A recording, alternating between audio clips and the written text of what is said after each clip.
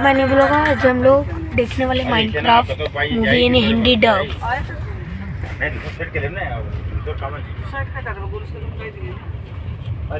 Guys train में इसमें internet slow करना।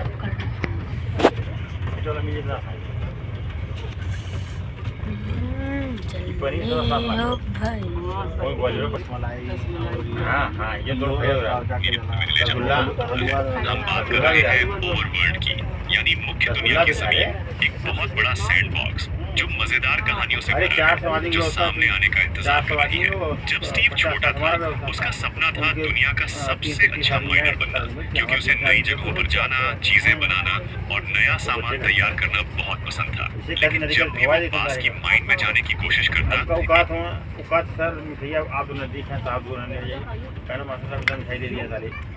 गाइस जब तक ये रुके तब तक मैं आपको एक चीज दिखा देता हूँ। माउंटेन ड्यू गेन, इसको हम लोग आखिरी में पियेंगे। बिल्ड क्वालिटी अच्छी है 75 का। सब ठीक है। हाँ तो गाइस हम लोग शुरू करते हैं। चिड़ा बूढ़ा आदमी उसे रोक देता था। वहाँ एक सख्त नीको इजाजत थी। समय गुजर गया और स्टीव बड़ा हो गया। तो मतलब स्टीव बचपन में कोई केव में जाना चाहता था। बुढ़ा कौन है आगे पता चलता है। देख लेकिन जिंदगी वैसी नहीं रही जैसी उसने सोची थी। वो आखिरकार दरवाजे के हैंडल बेचने का काम करने लगा। हाँ, दरवाजे के हैंडल। हर दिन वही पुराना बोरिंग काम। उसे लगने लगा कि उसकी जिंदगी गाइस मतलब पहले स्टीव दरवाजे का हैंडल बेचने का काम करता था। रबड़ी मलाई, रबड़ी खाइए, रबड़ी खा। जिंदगी वैसी नहीं रही जैसी उसने सोची थी। वो आखिरकार दरवाजे के हैंडल बेचने का काम करने लगा। हाँ, दरवाजे के हैंडल। हर दिन वही पुराना बोरिंग काम। उसे लगने लगा कि उसकी जिंदगी धीरे धीरे बेकार हो रही है। फिर एक दिन अकेले खाना खाते वक्त उसे बचपन का वो भूला हुआ सपना याद आया। दिल में नई आग के साथ उसने माइन में वापस जाने का फैसला किया। इस बार कोई भी उसे नहीं रोक सकता था और सचमुच वो वहाँ पहुंच गया। भले ही वो बूढ़ा आदमी अभी भी था, स्टीव ने हार नहीं मानी और पागलों की तरह खोदना शुरू कर दिया, जैसे वो सारा खोया हुआ समय वापस पाना चाहता हो। तभी उसे दो अजीब चीजें मिली, एक क्रिस्टल क्यूब और दूसरी क्यूब। जब उसने उन्हें जोड़ा, धमाका हुआ और एक जादुई जगह का दरवाजा खुल गया। मुमकिन था। उसने एक गुलाबी पेड़ भी देखी। उसकी ऊन से उसने 3 शानदार घर बनाए और अपने सपनों का आर्किटेक्ट बन गया। अपनी सैर के दौरान स्टीव की मुलाकात के जंगली भेड़िए से हुई। क्या बनाया है? खाने की कोशिश की, लेकिन एक रसीली फीमर बोन से एकदम सामान लद गई पूरी के पकड़ ली 500 में। उस पल से वो सामान भी ढो लिया स्टेशन पे, लाद भी देना गाड़ी में। कमाल की चीजें बनाई, दुनिया को अपने तरीके से ढाला और जल्द ही सारे जानवर उनके साथ शांति से रहने लगे। गाइस रुकिए जरा, रुकिए। उस पल से वो दोनों गहरे दोस्त रुकिए। हाँ देखना कमाल की और चीजें दूसरी बनाई, जो दुनिया ना को अपने तरीके से 37-39 और जल्द ही ये सारे पांडा कैसे नाच रहा है खड़े होके। समय बगलिए बीतता हैं। गया, वो बनाते रहे। आज ज्योति को पहले उस पल से आज ज्योति को डाल के कराऊ लगा साथ में उन्होंने कमाल की चीजें भाई बनाई, वो दुनिया को अपने तरीके से ढाला और जल्द ही सब इधर जो पांडा है ये नाच कैसा रहा है? अच्छा अन्य जानवर उनके साथ शांति से रहने लगे। समय बीतता गया, बनाते रहे, नई जगह देखते रहे, नई चीजें खोजते रहे। फिर एक दिन स्टीव को कुछ पुरानी खंडहर मिली। अंदर एकदम सही जगह पर रखा हुआ एक संदूक था। उस संदूक में एक नया पोर्टल था। ये पोर्टल अंडरवर्ल्ड की ओर जाता था, जिसे नेदर कहते हैं। एक अंधेरी टेढ़ी मेढ़ी दुनिया जहाँ क्रिएटिविटी नाम की कोई चीज नहीं थी। ये जगह पिगलिन्स से भरी थी, लालची बेरहम जैसे जीव, और ये सब एक ताकतवर जादूगरनी मलगोशा के लिए काम करते थे।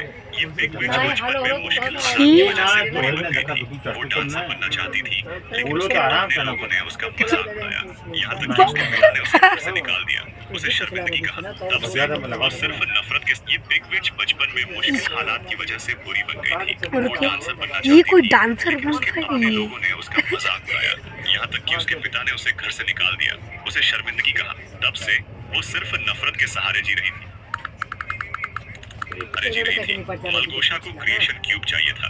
वो इसे लेकर सारी दुनिया पर राज करना चाहती थी, लेकिन स्टीव जो चालाक और बहादुर था और भी लेकर भाग निकला।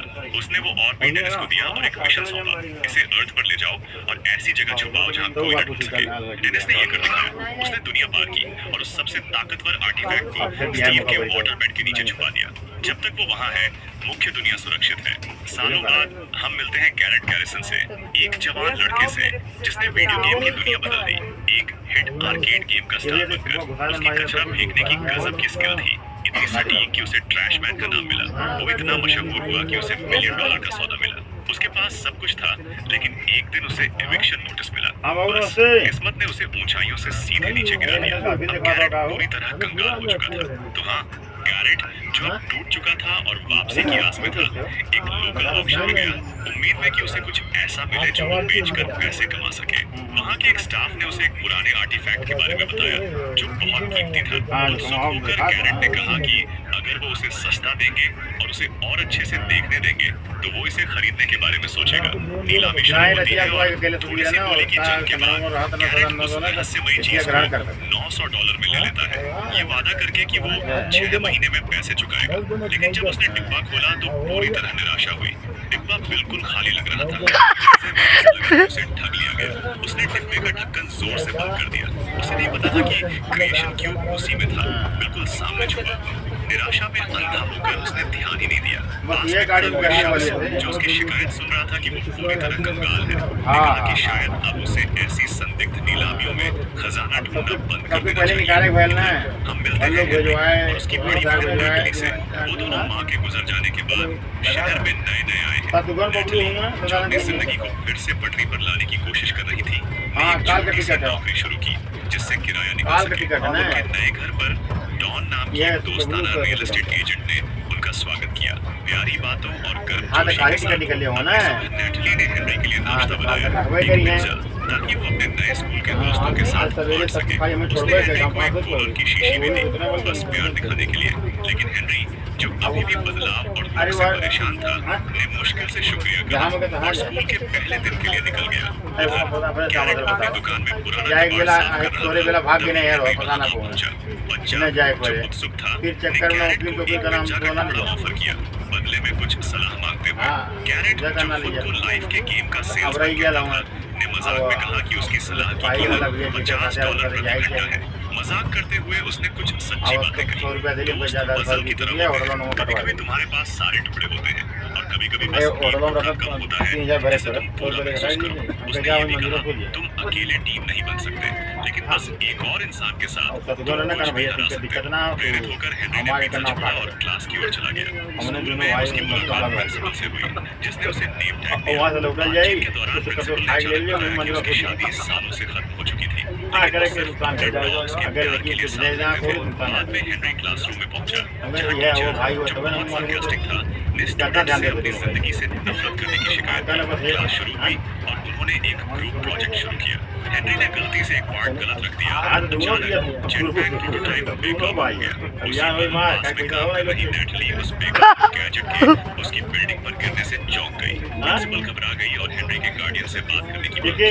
घबराते हुए हेनरी ने गैरेट को फोन किया और गिड़गिड़ाते उसे अपने अंकल बनने की गुजारिश की। जैसे ही गैरेट को पता चला कि हेनरी के पास $26 नकद है, वो तुरंत तैयार हो गया। प्रिंसिपल को बात समझाने की कोशिश में हेनरी ने गैरेट की दुकान के नीचे अजीब क्यूब देखा और इसके बारे में पूछा।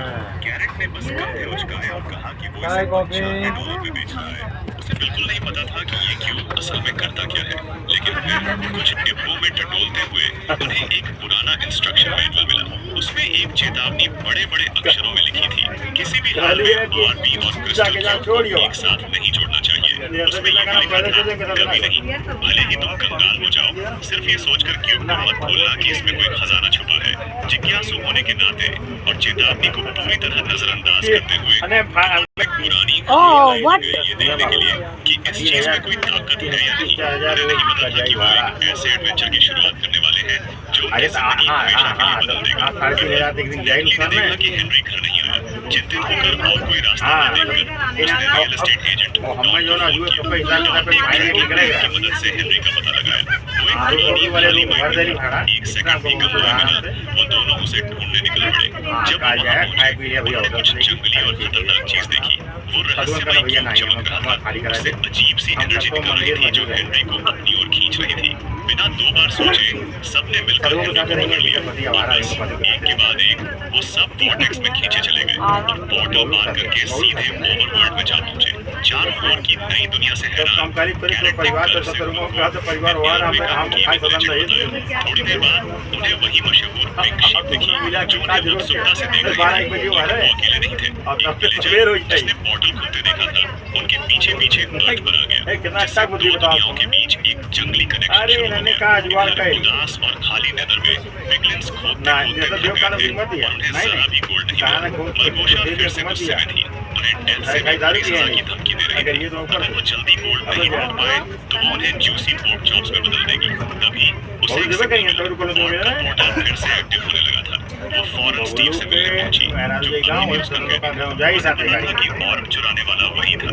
बिना ज्यादा ड्रामे के उसने स्टीव को छोड़ दिया, लेकिन एक सख्त शर्त थी, अगर वो अपने प्यारे बॉस डेनिस को बचाना चाहता है तो उसे वो चीज लौट आनी होगी जो उसका है। ओवरवर्ल्ड में कैरेट पिंक शीप को इम्प्रेस करने की बहुत कोशिश कर रहा था। उससे गोल्ड ढूंढने के मिशंस मांग रहा था।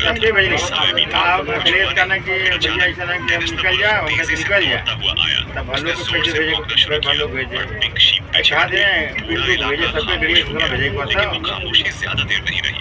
डरावनी आवाजें आने लगी। Hunter skeletons, giant spiders, zombies और क्रीपर्स छायाओं से निकलकर पूरे जोर शोर से हमला करने लगे। सब अपनी जान बचाने के लिए भागे। उसने अपनी समझदारी इस्तेमाल की और ब्लॉक से दीवारें बनानी शुरू की ताकि बाकियों को बचा सके। कैरेट छुप गया, लेकिन एक क्रीपर ने उसके पास ही धमाका कर दिया जिससे वो चक्कर खा गया। उसकी चीख ने उसकी जगह बता दी और जल्द ही ज़ॉम्बीज ने उसे घेर लिया। उसी अफरा तफरी में पिंक शीप भी कैरेट को बचाने पहुंच गया। लड़ाई बहुत जबरदस्त थी। तभी अचानक स्टीव एक सच्चे हीरो की तरह आया। अपनी गजब की स्किल से उसने सारे दुश्मनों को खत्म कर दिया। सब हैरान रह गए। फिर सूरज निकलने लगा और जैसे घड़ी का समय हो, ज़ॉम्बीज सुबह की रोशनी में चल गए। स्टीव ने बताया कि वो आर्मी ऑफ डोमिनियन के लिए आया है। उसने एक सौदा किया, वो उन्हें अर्थ पर वापस जाने में मदद करेगा, लेकिन बदले में ऑर्ब उसके पास रहेगा। क्रिस्टल क्यूब के सुरक्षित वापस जाना मुमकिन नहीं था, तो या तो उन्हें क्यूब वापस लेना था या फिर एकमात्र दूसरा रास्ता ढूंढना था। इधर वो विलेजर जो पोर्टल के रास्ते उनके पीछे आया था, उसे स्कूल प्रिंसिपल की जीप ने टक्कर मार दी। वो डिस्ट्रैक्टेड होकर गाड़ी चला रही थी। शर्मिंदगी और मुकदमे की चिंता में उसने जल्दी से बात को संभालने की कोशिश की। विलेजर को डिनर का ऑफर दिया और कहा, आजकल हर कोई मुझ पर केस करने की कोशिश में है, लेकिन तुम समझदार लगते हो। उधर बच्चों के साथ एक शांत विलेज में पहुंचा जहाँ शांति प्रिय और उत्सुक विलेजर्स रहते थे। वहाँ उनकी मुलाकात कुछ नए किरदारों से हुई। एक लेजेंडरी पिग, एक समझदार लामा और एक विशाल आयरन गोलेम जो जगह को सम्मान और ताकत से सुरक्षित रखता था। थकान मिटाने के लिए सबने मिलकर रोस्ट चिकन का खाना खाया। स्टीव जो हमेशा सतर्क रहता था ने चेतावनी दी कि चिकन को लावा पर पकाया गया और वो अभी भी बहुत गर्म था। लेकिन कैरेट जो अपनी कमजोरी मानने में घमंड करता था ने चेतावनी को नजरअंदाज किया, एक बड़ा टुकड़ा खाया और सबके सामने इज्जत बचाने के लिए दर्द को सह लिया। उधर लेदर में मलगोशा का गुस्सा फट पड़ा। बार बार की नाकामी से तंग आकर उसने अपनी सेना के सबसे ताकतवर जनरल चुंगुस को बुलाया, जो सबसे मजबूत और हैरानी की बात सबसे दयालु पिगलिन था। उसने चुंगुस को बताया कि 4 अनजान लोग जिन्हें वो राउंडीज कहती थी, उसे भेजने से पहले उसने एक लेदर बॉर्ड दिया, एक खास तावीज, ताकि वो और उसकी सेना रास्ते में ज़ॉम्बी फाइट बेकन न बन जाए। अब कोई लापरवाही नहीं, उसने आदेश दिया और बुलाओ, चाहे जो करना पड़े। इधर ओवरवर्ल्ड में ग्रुप लेजेंडरी मैंशन की ओर बढ़ता रहा। रास्ते में उन्हें स्टीव की इन्वेंट्री मिली, एक जादुई जगह जिसमें ढेर सारे टूल्स, गैजेट्स और मजेदार सामान था। वहाँ उन्हें एंडरवर्ल्ड मिला, एक शानदार चीज जो आपको जहाँ फेंको वहाँ टेलीपोर्ट कर देता है। कैरेट जो कि कैरेट ही था, ने फौरन एंडरवर्ल्ड इस्तेमाल कर लिया, ये बिना सोचे कि ये उनका आखिरी पल था। बाद में स्टीव ने उन्हें दिखाया कि दुनिया के सामान से टूल्स कैसे बनाए जाते हैं। प्रेरित होकर कैरेट ने अपना हथियार बनाया। थोड़ा अजीब था, लेकिन काम चल रहा था। दूसरी तरफ हेनरी ने असल दुनिया का कुछ कबाड़ माइनक्राफ्ट के सामान के साथ मिलाया और हैरानी की बात कुछ बहुत काम की चीज बना दी। बाद में गैरेट ने स्टीव को एक तरफ ले जाकर बात की। उसने कबूल किया कि उसने आरवी के अंदर छुपा नोट पढ़ लिया था और सीधे सीधे रूमर्ड ट्रेजर के बारे में पूछा। स्टीव ने सच बता दिया, हाँ उसके पास डायमंड्स का जखीरा था, लेकिन वो माइंस में बहुत गहरे, मैंशन से बहुत दूर थे। वहां तक पहुंचना बड़ा जोखिम था, लेकिन गैरेट ने पलक भी नहीं झपकी। उसने स्टीव की आंखों में आंखें डालकर कहा, नो डायमंड्स, नो। वो माइंस की ओर चल पड़े। जैसे ही वो निकलने वाले थे, डिक्लेयर्स आ गए। जनरल चुंगस ने स्टीव से अपना परिचय दिया, नरमी से, लेकिन ऐसे लहजे में जैसे कह रहा हो, मैं तुम्हें पलक झपकते मार सकता हूँ। हमेशा की तरह स्टीव ने हालात संभालने की कोशिश की, लेकिन गार्ड, जो थोड़ा जलन महसूस कर रहा था और ध्यान बटोरना चाहता था, बीच में अपने अजीब से DIY हथियार के साथ उसने चुंगस पर हमला किया। बच्चा वो खाएगा नहीं, चूक गया, बल्कि स्टीव को ही मार बैठा। उसको तो खरोच भी नहीं आई। हंगामा मच गया। लड़ाई में सब बिखर गए। नेटली और डॉन एक ग्रुप में रह गए। गाइस तो आज के लिए बस इतना ही। Tata bye bye.